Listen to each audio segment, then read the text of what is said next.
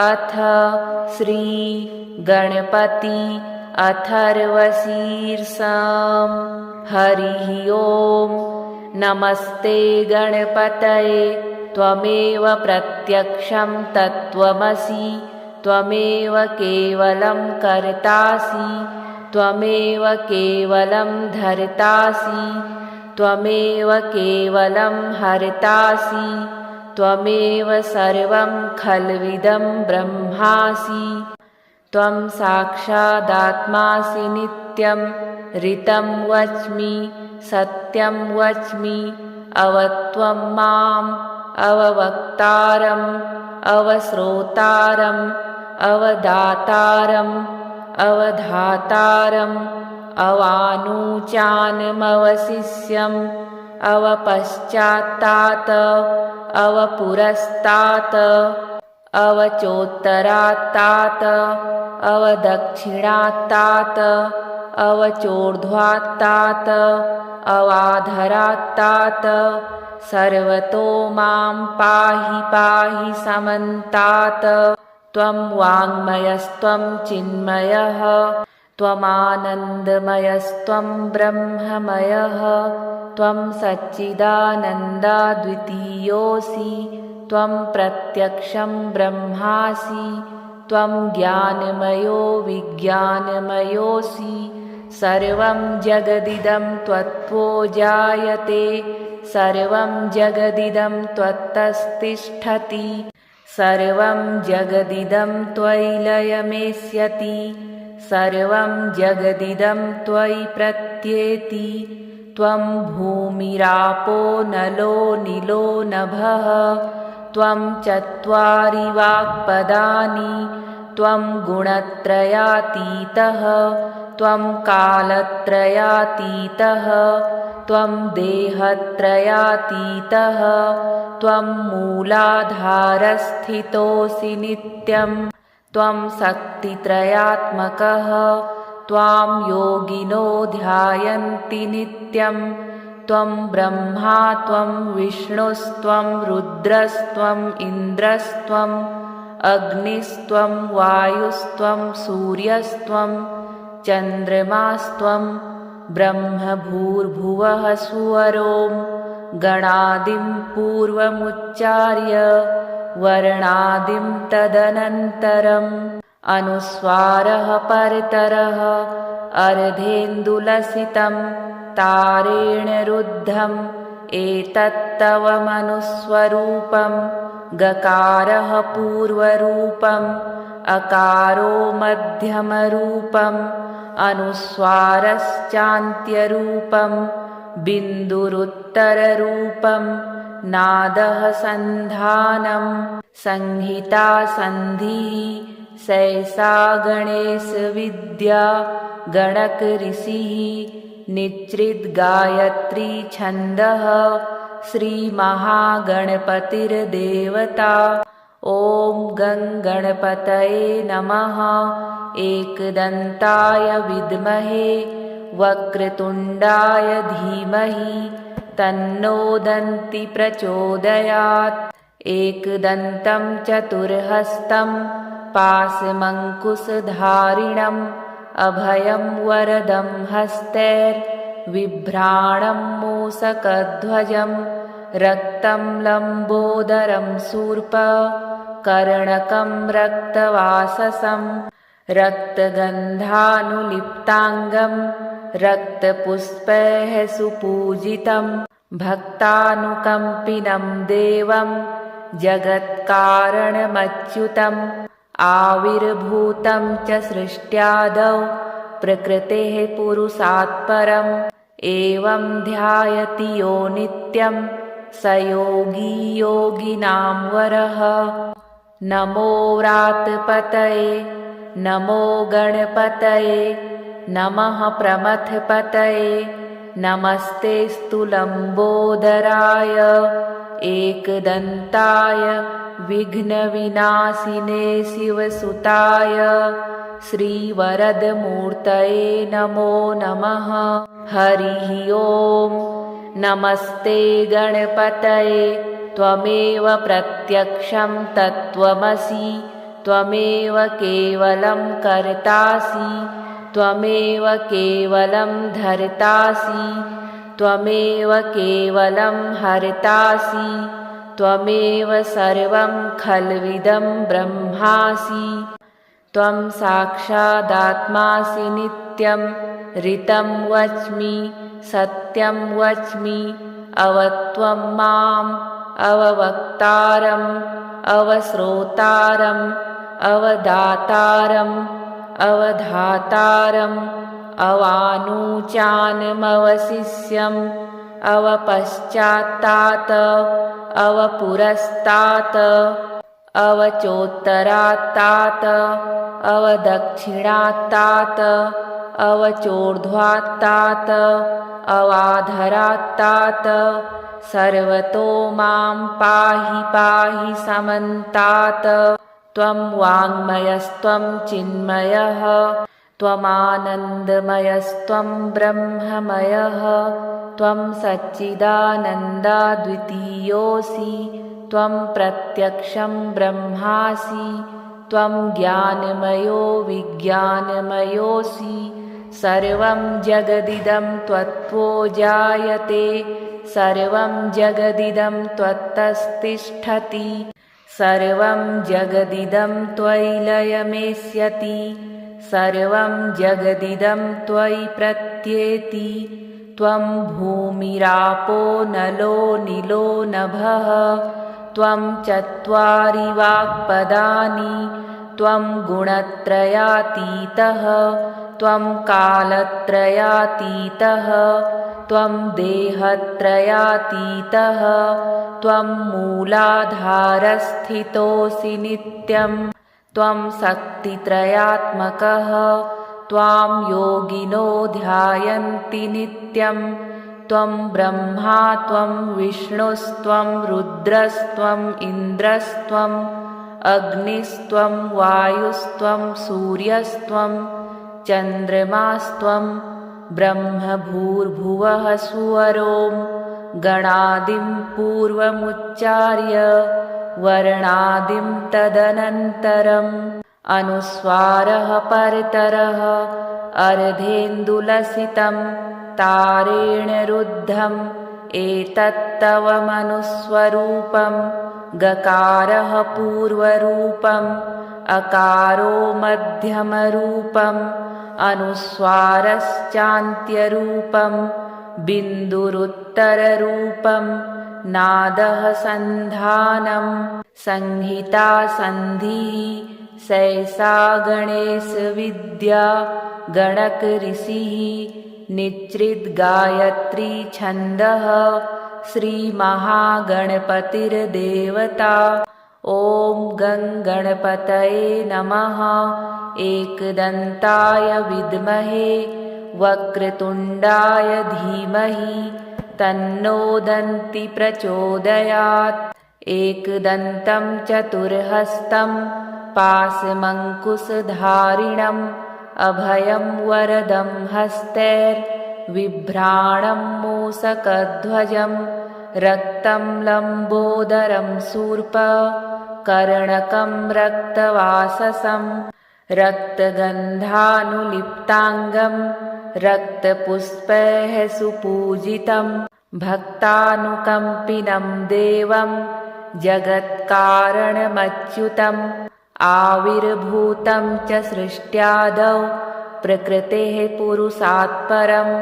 एवं ध्यायति यो नित्यं स योगी योगिनां वरः नमो व्रातपतये नमो गणपतये नमः प्रमथपतये नमस्तेऽस्तु लम्बोदराय एकदन्ताय विघ्नविनाशिने शिवसुताय श्रीवरदमूर्तये नमो नमः हरिः ॐ नमस्ते गणपतये त्वमेव प्रत्यक्षं तत्त्वमसि त्वमेव केवलं कर्तासि त्वमेव केवलं धर्तासि त्वमेव केवलं हर्तासि त्वमेव सर्वं खल्विदं ब्रह्मासि। त्वं साक्षादात्मासि नित्यं ऋतं वच्मि सत्यं वच्मि अवत्वं माम् अववक्तारम् अवश्रोतारम् अवदातारम् अवधातारम् अवानुचानमवशिष्यम् अवपश्चात्तात अवपुरस्तात् अवचोत्तरात्तात अवदक्षिणात्तात अवचोर्ध्वात्तात अवाधरात्तात सर्वतो मां पाहि पाहि समन्तात्। त्वं वाङ्मयस्त्वं चिन्मयः त्वमानन्दमयस्त्वं ब्रह्ममयः त्वं सच्चिदानन्दाद्वितीयोऽसि त्वं प्रत्यक्षं ब्रह्मासि त्वं ज्ञानमयो विज्ञानमयोऽसि। सर्वं जगदिदं त्वत्तो जायते सर्वं जगदिदं त्वत्तस्तिष्ठति सर्वं जगदिदं त्वयि लयमेष्यति सर्वं जगदिदं त्वयि प्रत्येति। त्वं भूमिरापो नलो निलो नभः त्वं चत्वारि वाक्पदानि त्वं गुणत्रयातीतः त्वं कालत्रयातीतः त्वं देहत्रयातीतः त्वं मूलाधारस्थितोऽसि नित्यं त्वं शक्तित्रयात्मकः त्वां योगिनो ध्यायन्ति नित्यं त्वं ब्रह्मा त्वं विष्णुस्त्वं रुद्रस्त्वम् इन्द्रस्त्वम् अग्निस्त्वं वायुस्त्वं सूर्यस्त्वं चन्द्रमास्त्वं ब्रह्मभूर्भुवः सुवरों गणादिं पूर्वमुच्चार्य वर्णादिं तदनन्तरम् अनुस्वारः परतरः अर्धेन्दुलसितं तारेण रुद्धम् एतत्तव मनुस्वरूपं गकारः पूर्वरूपम् अकारो मध्यमरूपम् अनुस्वारश्चान्त्यरूपं बिन्दुरुत्तररूपं नादः सन्धानं संहिता सन्धिः सैषा गणेशविद्या गणकऋषिः निच्रिद्गायत्री छन्दः श्रीमहागणपतिर्देवता। ॐ गं गणपतये नमः। एकदन्ताय विद्महे वक्रतुण्डाय धीमहि तन्नो दन्ति प्रचोदयात्। एकदन्तं चतुर्हस्तं पाशमङ्कुशधारिणम् अभयं वरदं हस्तैर्बिभ्राणं मूषकध्वजं रक्तं लम्बोदरं शूर्पकर्णकं रक्तवाससं रक्तगन्धानुलिप्ताङ्गं रक्तपुष्पैः सुपूजितं भक्तानुकम्पिनं देवं जगत्कारणमच्युतम् आविर्भूतं च सृष्ट्यादौ प्रकृतेः पुरुषात् परम् एवं ध्यायति यो नित्यं स योगी योगिनां वरः। नमो व्रातपतये नमो गणपतये नमः प्रमथपतये नमस्तेऽस्तु लम्बोदराय एकदन्ताय विघ्नविनाशिने शिवसुताय श्रीवरदमूर्तये नमो नमः। हरिः ॐ।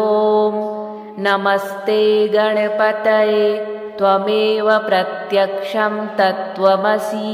त्वमेव केवलं कर्तासि त्वमेव केवलं धर्तासि त्वमेव केवलं हर्तासि त्वमेव सर्वं खल्विदं ब्रह्मासि। त्वं साक्षादात्मासि नित्यं ऋतं वच्मि सत्यं वच्मि अवत्वं माम् अववक्तारम् अवश्रोतारम् अवदातारम् अवधातारम् अवानूचानमवशिष्यम् अवपश्चात्तात अवपुरस्तात् अवचोत्तरात्तात अवदक्षिणात्तात अवचोर्ध्वात्तात अवाधरात्तात सर्वतो मां पाहि पाहि समन्तात् त्वं वाङ्मयस्त्वं चिन्मयः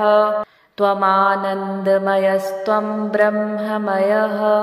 त्वं सच्चिदानन्दाद्वितीयोऽसि त्वं प्रत्यक्षं ब्रह्मासि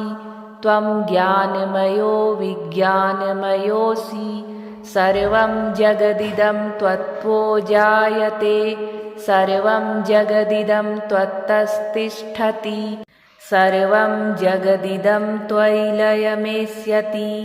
सर्वं जगदिदं त्वयि प्रत्येति त्वं भूमिरापो नलो निलो नभः त्वं चत्वारि वाक्पदानि त्वं गुणत्रयातीतः त्वं कालत्रयातीतः त्वं देहत्रयातीतः त्वं मूलाधारस्थितोऽसि नित्यं त्वं शक्तित्रयात्मकः त्वां योगिनो ध्यायन्ति नित्यं त्वं ब्रह्मा त्वं विष्णुस्त्वं रुद्रस्त्वम् इन्द्रस्त्वम् अग्निस्त्वं वायुस्त्वं सूर्यस्त्वं चन्द्रमास्त्वं ब्रह्मभूर्भुवः सुवरों गणादिं पूर्वमुच्चार्य वर्णादिं तदनन्तरम् अनुस्वारः परतरः अर्धेन्दुलसितं तारेण रुद्धम् एतत्तव मनुस्वरूपं गकारः पूर्वरूपम् अकारो मध्यमरूपम् अनुस्वारश्चान्त्यरूपं बिन्दुरुत्तररूपं नादः सन्धानं संहिता सन्धिः सैषा गणेशविद्या गणकऋषिः निच्रिद्गायत्री छन्दः श्रीमहागणपतिर्देवता ॐ गं गणपतये नमः एकदन्ताय विद्महे वक्रतुण्डाय धीमहि तन्नो दन्ति प्रचोदयात् एकदन्तं चतुर्हस्तं पाशमङ्कुशधारिणम् अभयं वरदं हस्तैर्बिभ्राणं मूषकध्वजं रक्तं लम्बोदरं शूर्पकर्णकं रक्तवाससं रक्तगन्धानुलिप्ताङ्गं रक्तपुष्पैः सुपूजितं भक्तानुकम्पिनं देवं जगत्कारणमच्युतम् आविर्भूतं च सृष्ट्यादौ प्रकृतेः पुरुषात् परम् एवं ध्यायति यो नित्यं स योगी योगिनां वरः नमो व्रातपतये नमो गणपतये नमः प्रमथपतये नमस्तेऽस्तु लम्बोदराय एकदन्ताय विघ्नविनाशिने शिवसुताय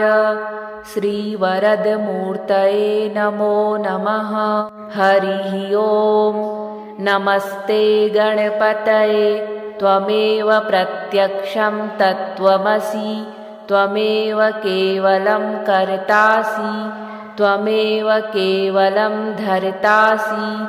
त्वमेव केवलं हर्तासि त्वमेव सर्वं खल्विदं ब्रह्मासि त्वं साक्षादात्मासि नित्यं ऋतं वच्मि सत्यं वच्मि अवत्वं माम् अववक्तारम्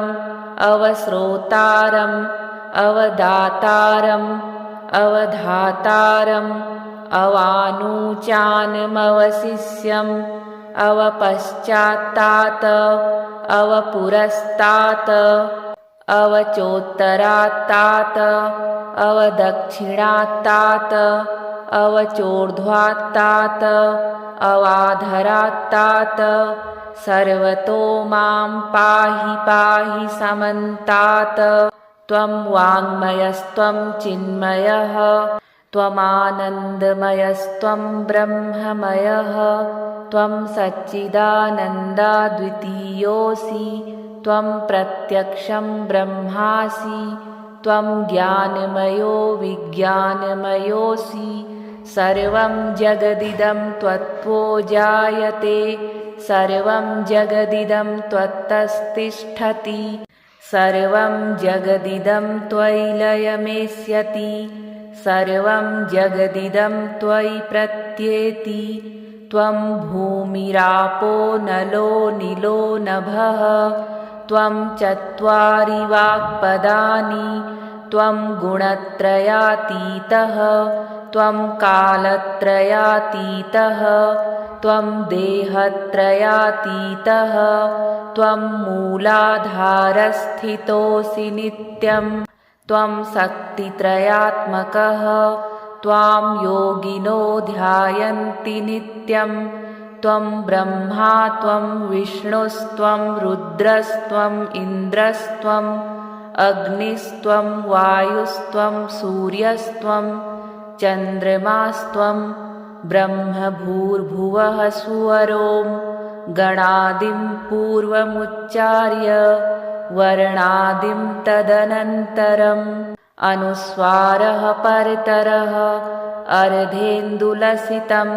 तारेण रुद्धम् एतत्तव मनुस्वरूपं गकारः पूर्वरूपम् अकारो मध्यमरूपम् अनुस्वारश्चान्त्यरूपं बिन्दुरुत्तररूपं नादः सन्धानं संहिता सन्धिः सैषा गणेशविद्या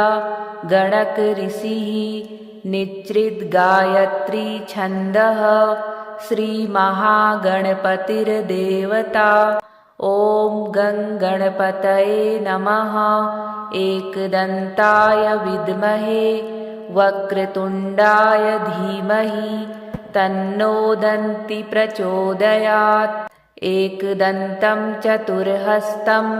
पाशमङ्कुशधारिणम् अभयं वरदं हस्तैर्बिभ्राणं मूषकध्वजं रक्तं लम्बोदरं शूर्पकर्णकं रक्तवाससं रक्तगन्धानुलिप्ताङ्गं रक्तपुष्पैः सुपूजितं भक्तानुकम्पिनं देवं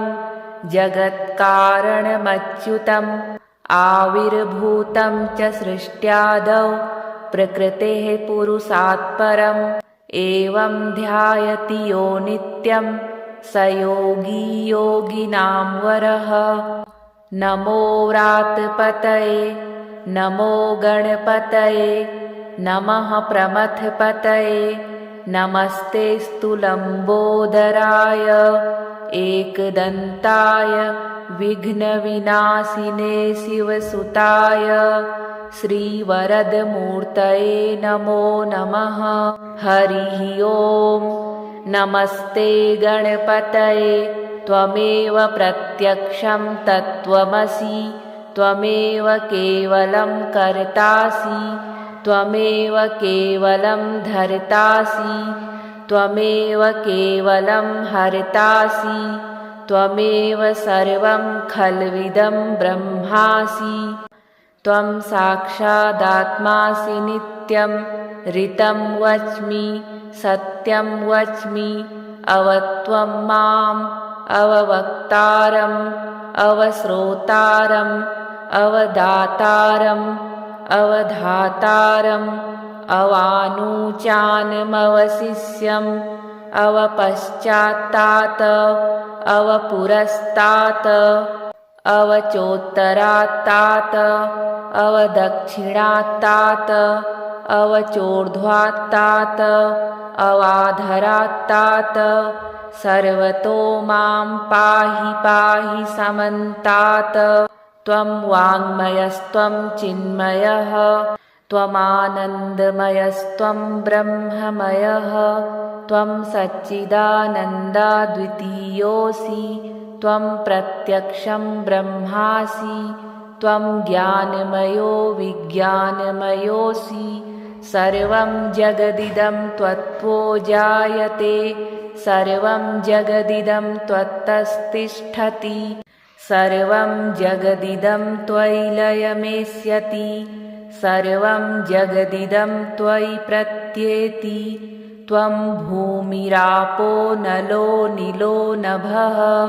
त्वं चत्वारि वाक्पदानि त्वं गुणत्रयातीतः त्वं कालत्रयातीतः त्वं देहत्रयातीतः त्वं मूलाधारस्थितोऽसि नित्यं त्वं शक्तित्रयात्मकः त्वां योगिनो ध्यायन्ति नित्यं त्वं ब्रह्मा त्वं विष्णुस्त्वं रुद्रस्त्वम् इन्द्रस्त्वम् अग्निस्त्वं वायुस्त्वं सूर्यस्त्वं चन्द्रमास्त्वं ब्रह्मभूर्भुवः सुवरों गणादिं पूर्वमुच्चार्य वर्णादिं तदनन्तरम् अनुस्वारः परतरः अर्धेन्दुलसितं तारेण रुद्धम् एतत्तव मनुस्वरूपं गकारः पूर्वरूपम् अकारो मध्यमरूपम् अनुस्वारश्चान्त्यरूपम् बिन्दुरुत्तररूपम् नादः सन्धानं संहिता सन्धिः सैषा गणेशविद्या गणकऋषिः निच्रिद्गायत्री छन्दः श्रीमहागणपतिर्देवता ॐ गं गणपतये नमः एकदन्ताय विद्महे वक्रतुण्डाय धीमहि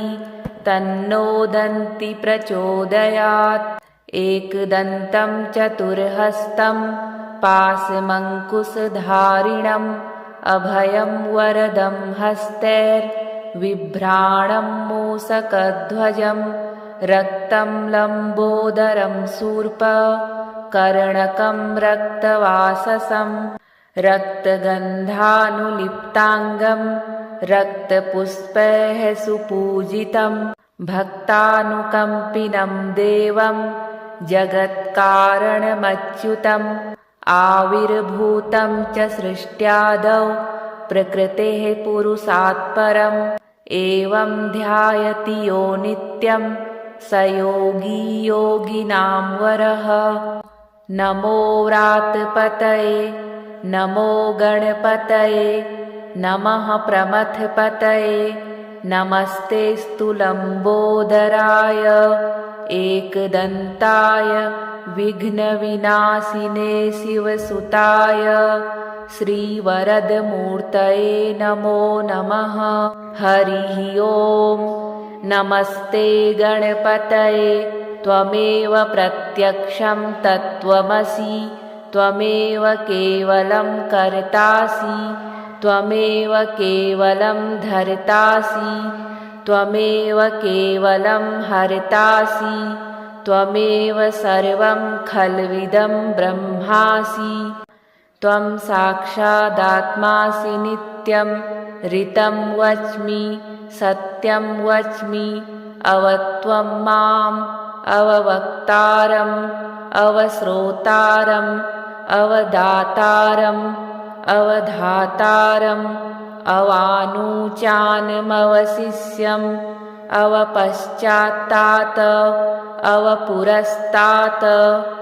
अवचोत्तरात्तात् अवदक्षिणात्तात् अवचोर्ध्वात्तात् अवाधरात्तात् सर्वतो मां पाहि पाहि समन्तात् त्वं वाङ्मयस्त्वं चिन्मयः त्वमानन्दमयस्त्वं ब्रह्ममयः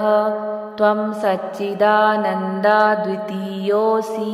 त्वं प्रत्यक्षं ब्रह्मासि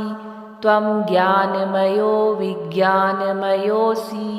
सर्वं जगदिदं त्वत्तो जायते सर्वं जगदिदं त्वत्तस्तिष्ठति सर्वं जगदिदं त्वयि लयमेष्यति सर्वं जगदिदं त्वयि प्रत्येति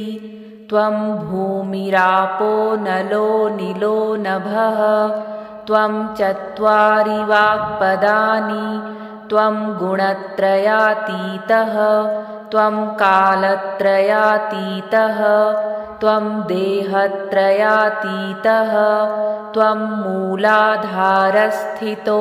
नित्यं त्वं शक्तित्रयात्मकः त्वां योगिनो ध्यायन्ति नित्यं त्वं ब्रह्मा त्वं विष्णुस्त्वं रुद्रस्त्वम् इन्द्रस्त्वम् अग्निस्त्वं वायुस्त्वं सूर्यस्त्वं चन्द्रमास्त्वं ब्रह्मभूर्भुवः सुवरों गणादिं पूर्वमुच्चार्य वर्णादिं तदनन्तरम् अनुस्वारः परतरः अर्धेन्दुलसितं तारेण रुद्धम् एतत्तव मनुस्वरूपं गकारः पूर्वरूपम् अकारो मध्यमरूपम् अनुस्वारश्चान्त्यरूपम् बिन्दुरुत्तररूपम् नादः सन्धानं संहिता सन्धिः सैषा गणेशविद्या गणकऋषिः निच्रिद्गायत्री छन्दः श्रीमहागणपतिर्देवता ॐ गणपतये नमः एकदन्ताय विद्महे वक्रतुण्डाय धीमहि तन्नो दन्ति प्रचोदयात् एकदन्तं चतुर्हस्तं पाशमङ्कुशधारिणम् अभयं वरदं हस्तैर्बिभ्राणं मूषकध्वजं रक्तं लम्बोदरं शूर्पकर्णकं रक्तवाससं रक्तगन्धानुलिप्ताङ्गं रक्तपुष्पैः सुपूजितं भक्तानुकम्पिनं देवं जगत्कारणमच्युतम् आविर्भूतं च सृष्ट्यादौ प्रकृतेः पुरुषात् परम् एवं ध्यायति यो नित्यं स योगी योगिनां वरः नमो व्रातपतये नमो गणपतये नमः प्रमथपतये नमस्तेऽस्तु लम्बोदराय एकदन्ताय विघ्नविनाशिने शिवसुताय श्रीवरदमूर्तये नमो नमः हरिः ॐ नमस्ते गणपतये त्वमेव प्रत्यक्षं तत्त्वमसि त्वमेव केवलं कर्तासि त्वमेव केवलं धर्तासि त्वमेव केवलं हर्तासि त्वमेव सर्वं खल्विदं ब्रह्मासि त्वं साक्षादात्मासि नित्यं ऋतं वच्मि सत्यं वच्मि अवत्वं माम् अववक्तारम् अवश्रोतारम् अवदातारम् अवधातारम् अवानुचानमवशिष्यम् अवपश्चात्तात् अवपुरस्तात् अवचोत्तरात्तात् अवदक्षिणात्तात् अवचोर्ध्वात्तात् अवाधरात्तात् सर्वतो मां पाहि पाहि समन्तात् त्वं वाङ्मयस्त्वं चिन्मयः त्वमानन्दमयस्त्वं ब्रह्ममयः त्वं सच्चिदानन्दाद्वितीयोऽसि त्वं प्रत्यक्षं ब्रह्मासि त्वं ज्ञानमयो विज्ञानमयोऽसि सर्वं जगदिदं त्वत्तो जायते सर्वं जगदिदं त्वत्तस्तिष्ठति सर्वं जगदिदं त्वयि लयमेष्यति सर्वं जगदिदं त्वयि प्रत्येति त्वं भूमिरापो नलो निलो नभः त्वं चत्वारि वाक्पदानि त्वं गुणत्रयातीतः त्वं कालत्रयातीतः त्वं देहत्रयातीतः त्वं मूलाधारस्थितोऽसि नित्यं त्वं शक्तित्रयात्मकः त्वां योगिनो ध्यायन्ति नित्यं त्वं ब्रह्मा त्वं विष्णुस्त्वं रुद्रस्त्वम् इन्द्रस्त्वम् अग्निस्त्वं वायुस्त्वं सूर्यस्त्वं चन्द्रमास्त्वं ब्रह्मभूर्भुवः सुवरों गणादिं पूर्वमुच्चार्य वर्णादिं तदनन्तरम् अनुस्वारः परतरः अर्धेन्दुलसितं तारेण रुद्धम् एतत्तव मनुस्वरूपं गकारः पूर्वरूपम् अकारो मध्यमरूपम् अनुस्वारश्चान्त्यरूपम् बिन्दुरुत्तररूपम् नादः सन्धानं संहिता सन्धिः सैषा गणेशविद्या गणकऋषिः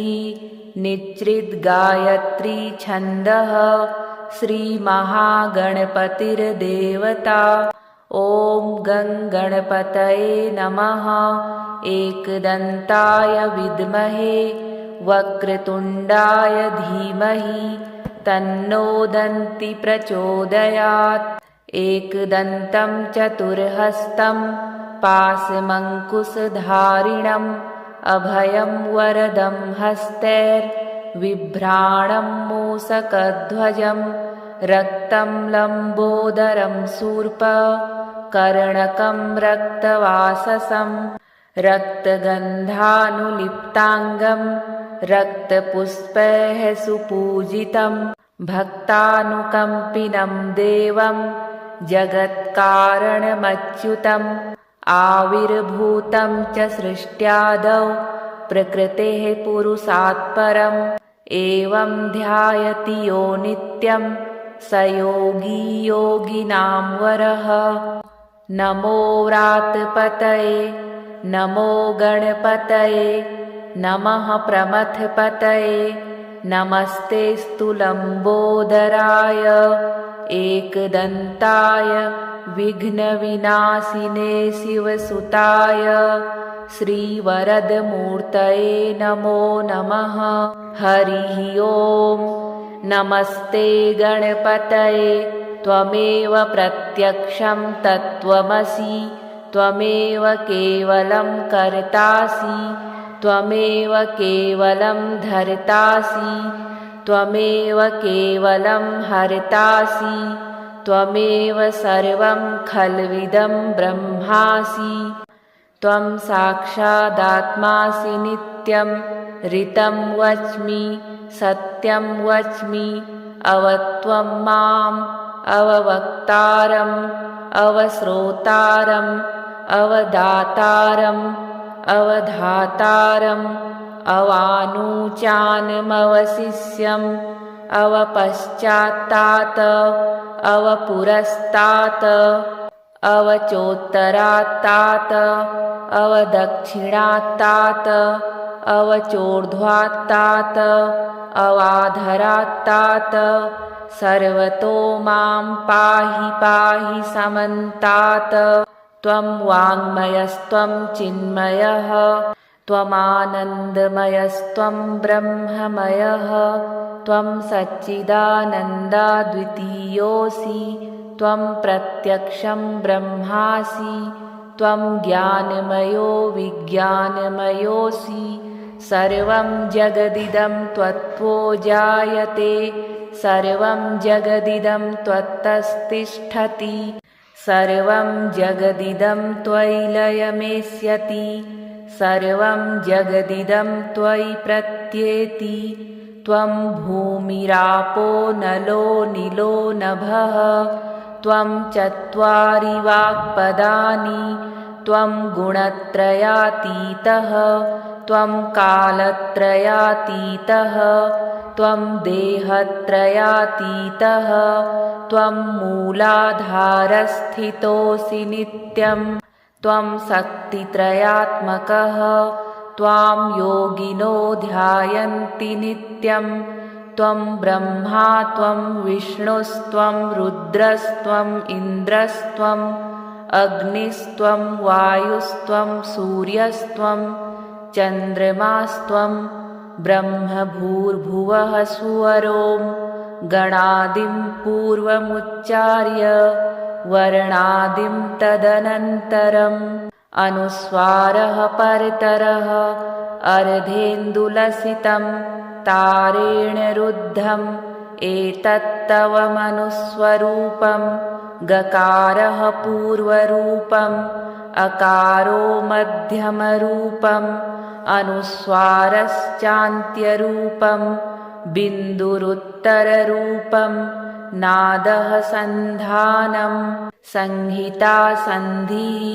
सैषा गणेशविद्या गणकऋषिः निच्रिद्गायत्री छन्दः श्रीमहागणपतिर्देवता ॐ गं गणपतये नमः एकदन्ताय विद्महे वक्रतुण्डाय धीमहि तन्नो दन्ति प्रचोदयात्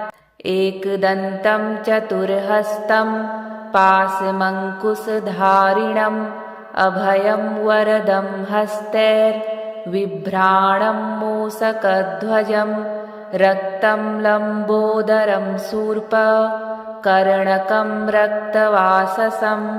रक्तगन्धानुलिप्ताङ्गं रक्तपुष्पैः सुपूजितं भक्तानुकम्पिनं देवं जगत्कारणमच्युतम्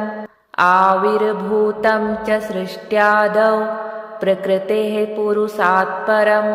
एवं ध्यायति यो नित्यं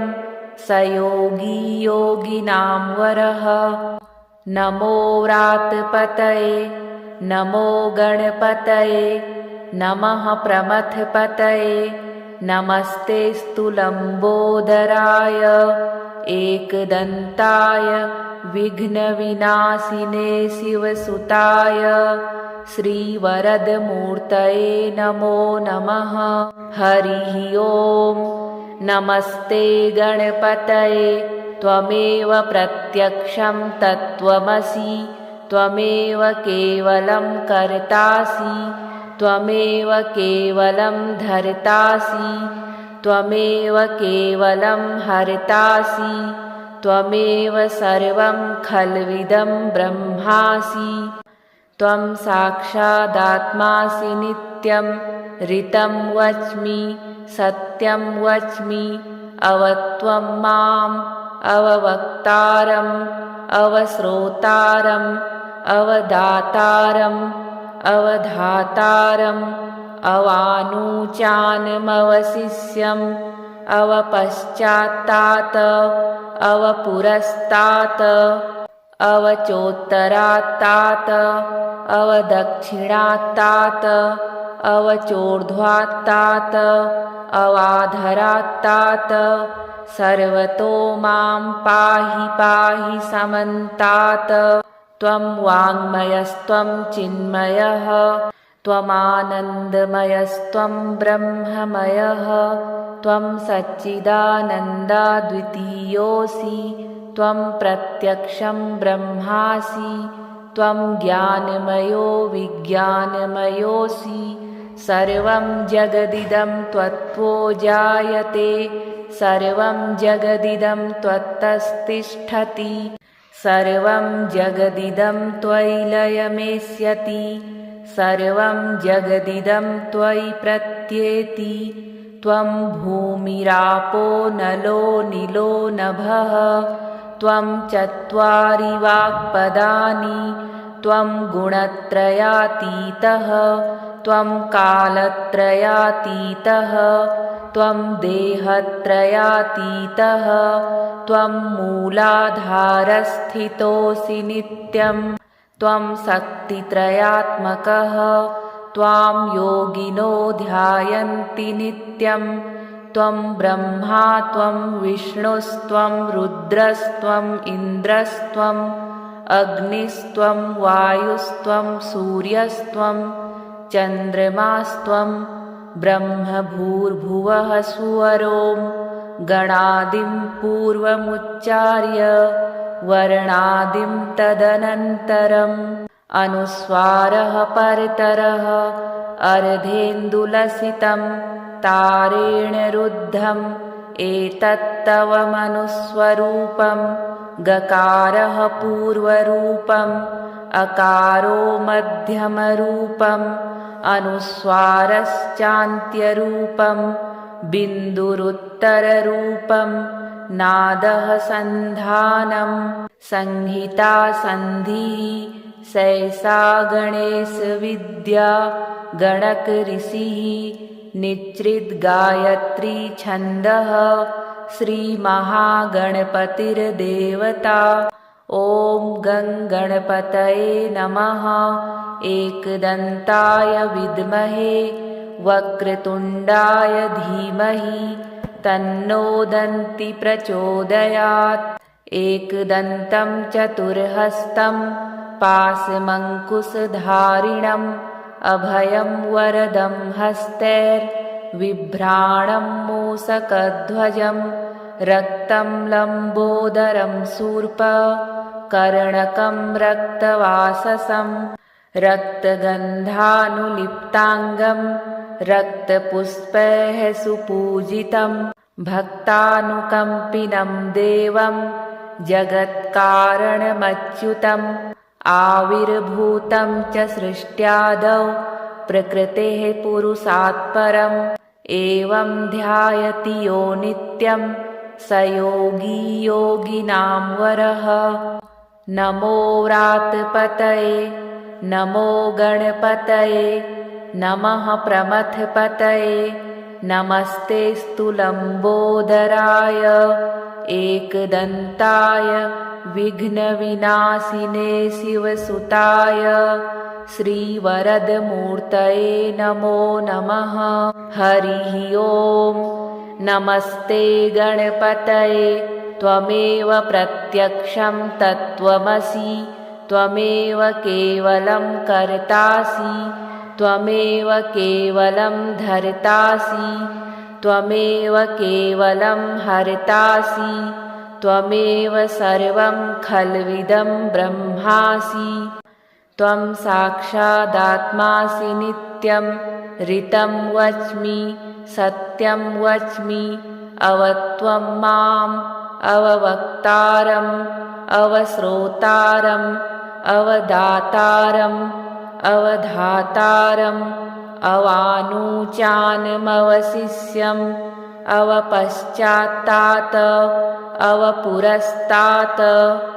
अवचोत्तरात्तात् अवदक्षिणात्तात् अवचोर्ध्वात्तात् अवाधरात्तात् सर्वतो मां पाहि पाहि समन्तात्।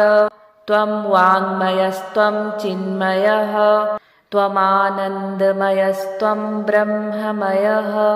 त्वं सच्चिदानन्दाद्वितीयोऽसि त्वं प्रत्यक्षं ब्रह्मासि त्वं ज्ञानमयो विज्ञानमयोऽसि। सर्वं जगदिदं त्वत्तो जायते सर्वं जगदिदं त्वत्तस्तिष्ठति सर्वं जगदिदं त्वयि लयमेष्यति सर्वं जगदिदं त्वयि प्रत्येति। त्वं भूमिरापो नलो निलो नभः त्वं चत्वारि वाक्पदानि त्वं गुणत्रयातीतः त्वं कालत्रयातीतः त्वं देहत्रयातीतः त्वं मूलाधारस्थितोऽसि नित्यं त्वं शक्तित्रयात्मकः त्वां योगिनो ध्यायन्ति नित्यं त्वं ब्रह्मा त्वं विष्णुस्त्वं रुद्रस्त्वम् इन्द्रस्त्वम् अग्निस्त्वं वायुस्त्वं सूर्यस्त्वं चन्द्रमास्त्वं ब्रह्मभूर्भुवः सुवरों गणादिं पूर्वमुच्चार्य वर्णादिं तदनन्तरम् अनुस्वारः परतरः अर्धेन्दुलसितं तारेण रुद्धम् एतत्तव मनुस्वरूपम् गकारः पूर्वरूपम् अकारो मध्यमरूपम् अनुस्वारश्चान्त्यरूपम् बिन्दुरुत्तररूपम् नादः सन्धानम् संहिता सन्धिः सैषा गणेशविद्या गणकऋषिः निच्रिद्गायत्री छन्दः श्रीमहागणपतिर्देवता ॐ गणपतये नमः। एकदन्ताय विद्महे वक्रतुण्डाय धीमहि तन्नो दन्ति प्रचोदयात्। एकदन्तं चतुर्हस्तं पाशमङ्कुशधारिणम् अभयं वरदं हस्तैर्बिभ्राणं मूषकध्वजं रक्तं लम्बोदरं शूर्पकर्णकं रक्तवाससं रक्तगन्धानुलिप्ताङ्गं रक्तपुष्पैः सुपूजितं भक्तानुकम्पिनं देवं जगत्कारणमच्युतम् आविर्भूतं च सृष्ट्यादौ प्रकृतेः पुरुषात् परम् एवं ध्यायति यो नित्यं स योगी योगिनां वरः। नमो व्रातपतये नमो गणपतये नमः प्रमथपतये नमस्तेऽस्तु लम्बोदराय एकदन्ताय विघ्नविनाशिने शिवसुताय श्रीवरदमूर्तये नमो नमः।